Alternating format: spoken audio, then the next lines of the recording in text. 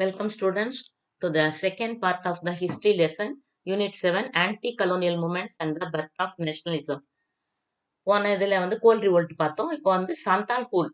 Santals scattered in various parts of eastern India when forced to move out of their homeland during the process of creation of zamins under permanent settlement cleared the forest area around the Rajmahal Hills.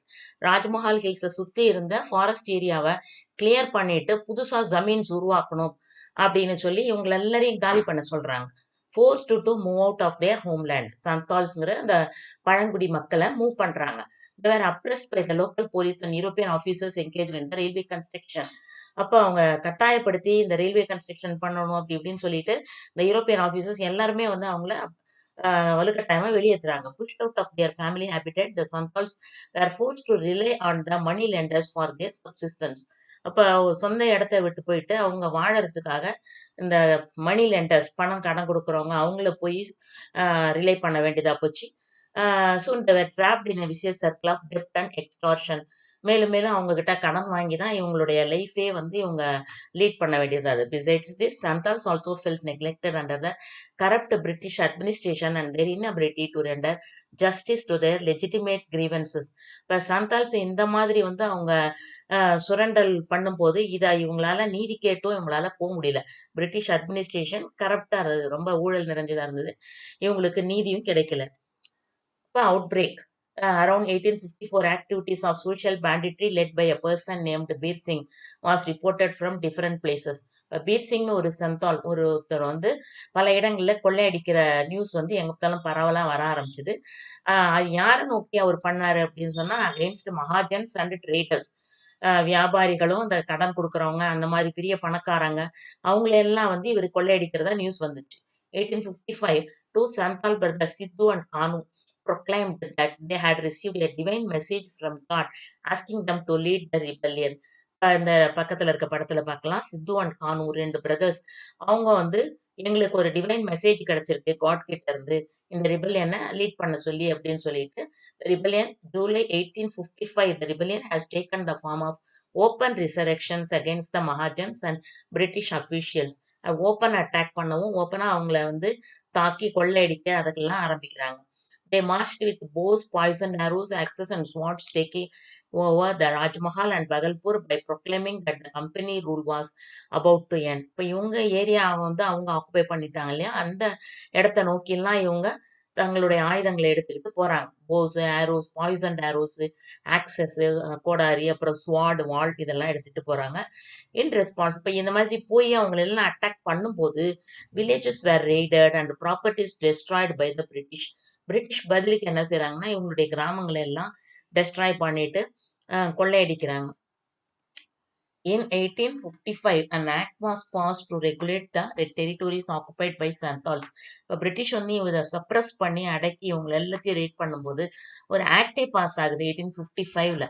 இவங்களோட territories எல்லாத்தையும் regulate பண்றதுக்கு the act formed the territory into a separate division called Santal Bargana division. இவங்களுக்குன்னு தனி area ஒதுக்கி கொடுத்து சாந்தால் pargana division ஒதுக்கி கொடுத்து ஒரு act pass பண்றாங்க. Next comes Munda rebellion.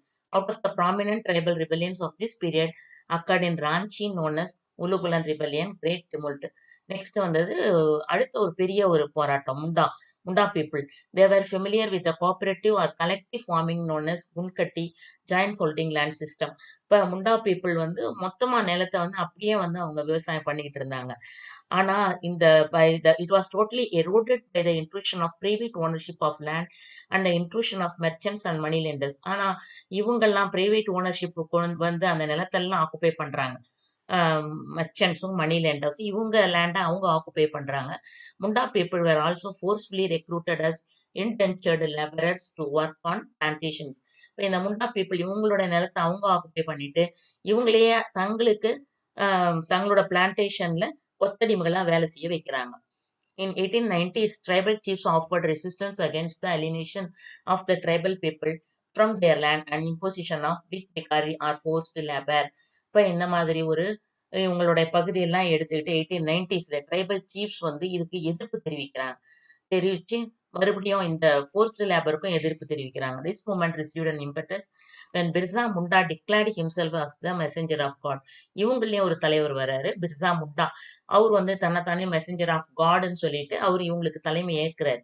He claimed that he had prophecy and promised supernatural solutions to problem of Munda people and the establishment of Birzeit Raj.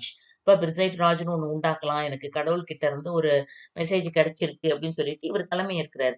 Munda leaders utilise the cult of Birsa Munda to recruit more people to their cause. இப்ப நிறைய மக்கள் அவருடைய குரூப்ல சேர்றாங்க, அவர் தலைமையில சேர்றாங்க. இப்ப night meetings, a series of night meetings were held and a revolt was planned. On the Christmas day of 1889, they resorted to violence. Buildings were burnt down and arrows were shot at Christian missionaries and Munda Christian converts. அப்ப ஒரு Christian Christmas டே அன்னைக்கு இவங்களுடைய போராட்டம் ஆரம்பிக்குது. இப்ப அவங்களுடைய buildings எல்லாம் எரிச்சிட்டு ஆரோஸ் எல்லாம் arrows were shot at Christian missionaries மேல எல்லாம் ஆரோஸ் அட்டாக் பண்றாங்க இவங்க. Soon police stations and government officials were attacked. Similar attacks were carried out over the next few months. இதே போல தொடர்ந்து வந்து கவர்மெண்ட் ஆஃபீஸ், போலீஸ் ஸ்டேஷன் எல்லாத்தையும் அட்டாக் பண்ணி தொடர்ந்து நடந்துட்டே இருக்கு. Finally, the resistance was crushed and Birsa Munda was arrested in February 1900, who later died in jail. Munda became a folk hero who is this day celebrated in folk songs. அந்த ஏரியாவுக்கு அவர் தான் வந்து ஒரு folk ஹீரோவா மாதிரி நிறைய பாட்டெல்லாம் அவர் மேல பாடினாங்க. The Munda rebellion prompted the British to formulate a policy on tribal land.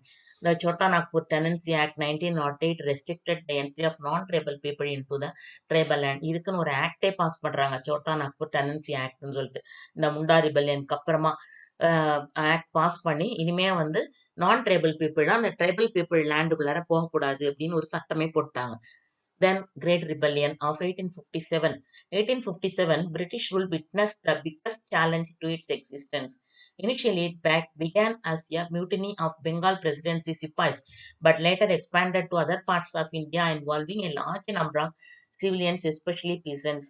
இப்போ பிரிட்டிஷ் ரூலுக்கு ஒரு பெரிய த்ரெட்டே வந்தது 1857ல அதோட எக்ஸிஸ்டன்ஸ்க்கு. இது வந்து ஒரு சின்ன மியூட்டினியா தான் தொடங்குச்சு. பெங்கால் பிரசிடென்சில சிப்பாய் மியூட்டினி மாதிரி ஆரம்பிச்சது. பட் சிவிலியன்ஸும் பின்னால் இதுல நிறைய ஜாயின் பண்ணிட்டாங்க. பீசன்ஸ் also. The events of 1857-58 are significant for the following reasons. இது முக்கியத்துவம் பெறது ஒரு 4 reasons. This was the first major revolt of armed forces accompanied by civilian rebellion. Armed force rebellion கூட வந்து civilian rebellion சேர்ந்துருச்சு. Revolt witnessed unprecedented violence perpetrated by both sides. இது அதாவது சொல்ல முடியாத அளவுக்கு இதுல வயலன்ஸ் இருந்தது. ஒருத்தர் மேல ஒருத்தர் இவங்க வந்து பிரிட்டிஷும் இந்த மியூட்டினி இவங்களும் சேர்ந்து ஒருத்தர் மேல ஒருத்தர் வந்து குற்றம் சொல்லிட்டாங்க. The revolt ended the role of East India Company and the governance of Indian subcontinent was taken over by the British Crown. இந்த ரிவோல்ட்னோட முடிவுல ஈஸ்ட் இந்தியா கம்பெனியோட ரூலே முடிவுக்கு வந்துட்டு இந்த இந்தியன் கவர்மெண்ட் கவர்னன்ஸே வந்து taken over by British crown. Causes annexation policy of British India. In 1840s and 50s, more territories were annexed through 2 major policies. முக்கியமா இவங்களோட நாடு இணைக்கும் கொள்கை, அதான் annexation policy. 2 விதமா அவங்க நாடு இணைச்சாங்க. ஒன்னு the doctrine of paramountcy, இன்னொன்னு doctrine of lapse. Doctrine of paramountcyனா British claimed themselves as paramount, exercising supreme authority. New territories were annexed on the grounds that the native rulers were inept. தாங்களே மிக உயர்வா இவங்க வந்து paramount அப்படின்னு சொல்லிட்டு அந்த ஒவ்வொரு பகுதி ரூலர்ஸ், நியூ டெரிட்டோரிஸ் அவங்களோட ரூலர்ஸ் எல்லாம் திறமை இல்லாம ஆட்சி செய்றாங்க அப்படின்னு சொல்லிட்டு அந்த பகுதிகளை எல்லாம் இவங்க அனெக்ஸ் பண்ணிட்டாங்க. தென் டாக்டரின் ஆஃப் லேப்ஸ்னா native ruler did not have a male heir, அதாவது ஒரு ஆண் வாரிசு இல்லை அப்படின்னு சொன்னா ஒரு அரசருக்கு. The territory was lapsed to British India upon the death of the ruler. அவர் இறந்த உடனே the territory was lapsed to British, அவங்களுக்கு போயிடும். இதே மாதிரி Satara, Sambalpur, parts of Punjab, Jhansi, Nagpur were annexed by the British through the doctrine of labs. Dalhousie கொண்டு வந்த இந்த டாக்டரின் ஆஃப் லேப்ஸ் மூலமா நிறைய பகுதிகள் பிரிட்டிஷ் எம்பையர் அவங்களுடைய பகுதி இந்த கம்பெனி ரூலுக்கு அடியில போயிடுச்சு. Then insensitivity to Indian cultural sentiments. In 1806, the Sipais at Vellore mutinied against the new dress code, which prohibited Indians from wearing religious marks on their foreheads and having whiskers on their chin, while proposing to replace their turbans with a round hat. Vellore சிப்பாய் mutiny பார்த்தோம். அதுல வந்து அந்த sepoys எல்லாரையும் new dress code கொண்டு வந்தாங்க. Religious mark நெத்தியில எதுவும் போட்டுக்கூடாது, பெருசா மீசையெல்லாம் வளர்க்கக்கூடாது அப்படின்னு சொல்லிட்டு, அதோட அவங்களுடைய தலையில இருக்க அந்த டர்பன்ஸ் எல்லாம் ரிமூவ் பண்ணிட்டு, ரவுண்ட் ஹேட் வைக்கணும் அப்படின்னு சொன்னாங்க. It was weird that the dress code was part of their effort to convert soldiers to Christianity. இந்த மாதிரி செய்யறது வந்து இவங்களெல்லாம் கிறிஸ்டியனா கன்வெர்ட் பண்றதுக்கான ஒரு எஃபர்ட் அப்படின்னு சொல்லிட்டு இவங்கெல்லாம் பயந்தாங்க.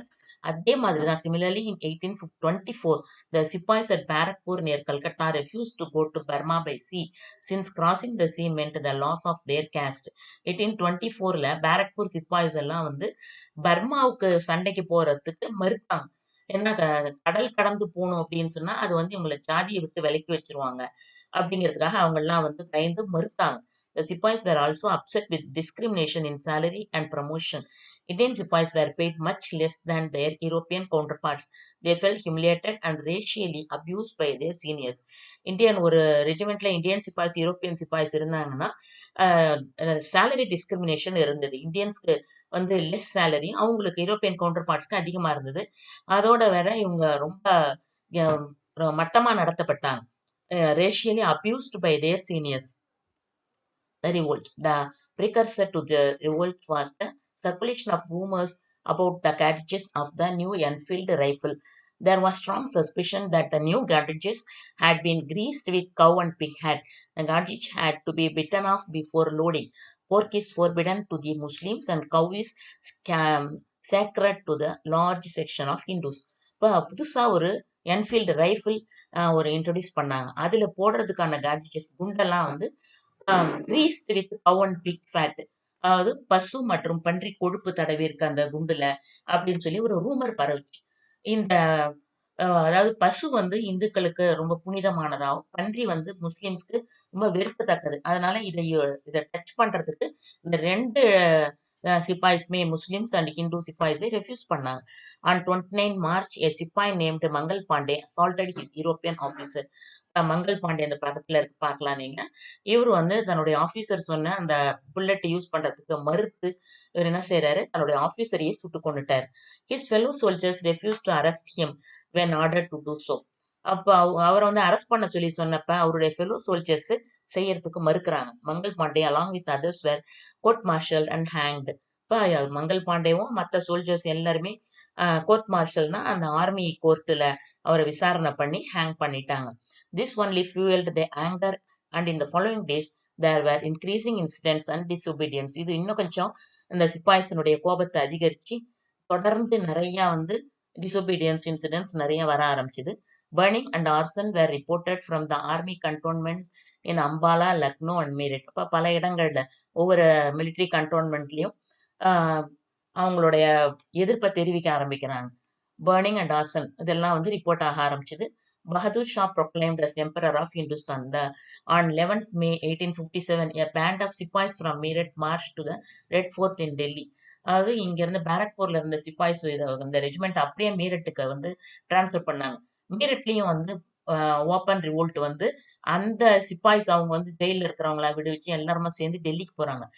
டெல்லிக்கு போய் ரெட் ஃபோர்ட்டுக்கு போய் the sepoys were followed by an exuberant crowd who gathered to ask the Mughal Emperor Bahadur Shah II to become their leader. இவங்க எல்லாருமா போய் Bahadur Shah II last emperor of Mughal அவரை வந்து தங்களுடைய எம்பரர் ஆகணும், தங்களோட லீடர் ஆகணும் அப்படின்னு சொல்லி கேட்கிறாங்க. After much hesitation he accepted the offer and was proclaimed as the Hindustan, the emperor of Hindustan. அப்புறம் ரொம்ப ஒரு தயக்கத்துக்கு மேல அவர் வந்து அக்செப்ட் பண்ணிட்டாரு. அவரை வந்து ஹிந்துஸ்தான் எம்பரர் ஆஃப் ஹிந்துஸ்தான் அப்படின்னு சொல்லி அனௌன்ஸ் பண்றாங்க. Soon the rebels captured the northwestern province and இப்ப கொஞ்சம் கொஞ்சமா இந்த போட்டிய புரட்சியாளர்கள்லாம் நார்த் வெஸ்டர்ன் ப்ராவின்ஸ் அயோத்தி எல்லாத்தையுமே வந்து பிடிக்கிறாங்க. Thus the news of the fall of Delhi reached the Ganges Valley. Cantonment after cantonment mutinied till by the beginning of June, British rule in North India except in Punjab and Bengal disappeared. இப்ப டெல்லி வந்து புரட்சியாளர்கள் கையில வந்துருச்சு அப்படிங்கிற செய்தி கிடைச்ச உடனே ஒவ்வொரு கண்டோன்மெண்ட்லயும், அதாவது மிலிட்டரி சிப்பாய்ஸ் இருக்கிற அந்த ஏரியாஸ்ல தொடர்ந்து வந்து மியூட்டினி வர ஆரம்பிச்சு ஒவ்வொரு பகுதியா இவங்க கையில வர ஆரம்பிச்சிருச்சு. ஜூன் ஸ்டார்டிங்ல பஞ்சாப்பும் பெங்காலும் தவிர மீதி ஃபுல் நார்த் இந்தியாவும் வந்து இவங்க மியூட்டினிஸ் கையில வந்து போச்சு. With this, we conclude this PPT. Thank you.